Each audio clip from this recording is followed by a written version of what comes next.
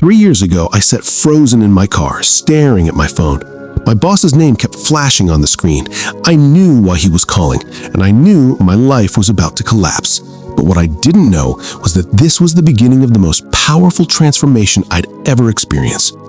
This is the story of how I lost everything and found something far greater. Rewind 6 months earlier, I had what everyone calls the dream. Corner office, 6-figure salary, beautiful family, a home in the suburbs.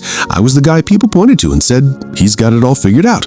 Sunday mornings, I'd go to church, sing the songs, pray the prayers. God was part of my routine, a comfortable addition to my perfect life. I prayed before meals. I was a good person.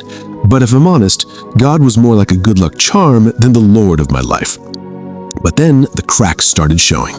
Company restructuring, budget cuts, my department was underperforming, late nights turned into all-nighters. The pressure was crushing. I started snapping at my wife, ignoring my kids, and my prayers, they became desperate bargaining sessions. God, just let me keep this job. I'll do better. I'll serve you more. Just don't let me lose this. I was clinging to my life with white knuckles, trying to control everything. That phone call came on a Tuesday morning. 3 minutes, that's all it took to end a 12-year career.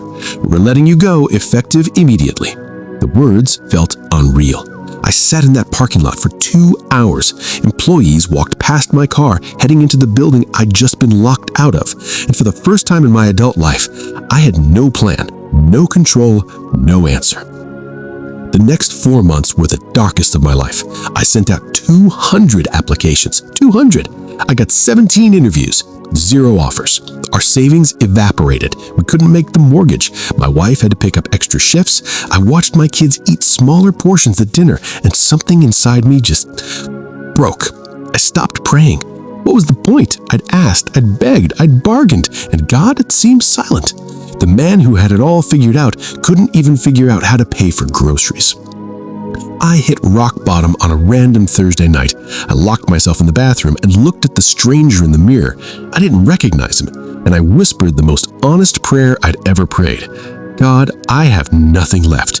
No job, no savings, no dignity, no hope. I can't do this anymore. If you're real, if you're actually there, I need you to do something because I'm done. I woke up the next morning, and something was different. Not in my circumstances, those were still a disaster, but something in me. I found myself reaching for my Bible, not to find a quick fix or a promise to claim, but just to read, to listen. And I came across these words in Psalm 62, "For God alone my soul waits in silence. From him comes my salvation." That word alone hit me like a freight train. I've been waiting on job offers, a breakthrough, on circumstances to change, but I hadn't been waiting on God. I'd been waiting on God to give me what I wanted. Over the next few weeks, I made a decision. I was going to seek God first. Not his blessings, not his provision, not his answers, but him. I started waking up early to pray, actually pray, not wish lists, but worship. I started reading scripture not for what I could get, but to know who God is, and something miraculous happened. My circumstances were still terrible. We were 2 months behind on rent, the fridge was nearly empty, but I had peace, real, unexplainable peace. My wife noticed it, my kids felt it. I was becoming someone I'd never been before, someone who trusted God more than outtimes. Before I continue, if this message is blessing you right now, don't forget to subscribe for more faith content, real stories, real struggles, real hope.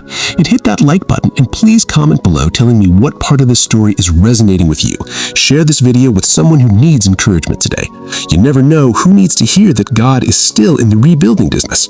Okay, let me tell you what happened next.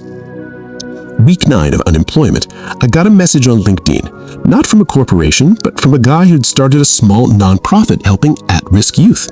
He said, "I know you're looking for work. I can't pay you much, but I could use someone with your skills. Interested?"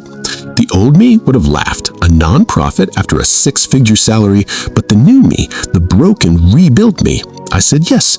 20 hours a week, barely covered gas money, but I showed up.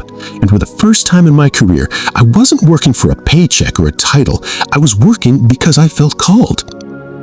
Over the next few months, the strangest thing happened. Freelance opportunities started appearing. Nothing huge, but enough.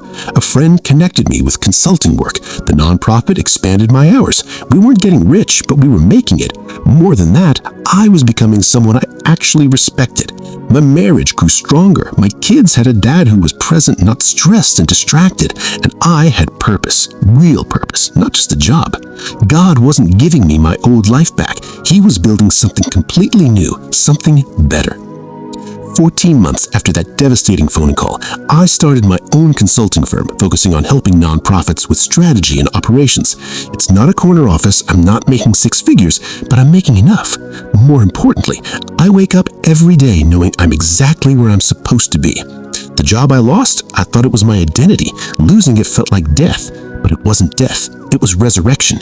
God had to strip everything away so I would finally understand my worth doesn't come from what I do, it comes from whose I am. If you're watching this right now and you're in the parking lot moment of your life, maybe you just lost your job, your relationship ended, your dreams collapsed, I need you to hear this. What feels like the end is not the end. God is not punishing you, He's repositioning you. He's not taking things away to hurt you, He's clearing space to rebuild you.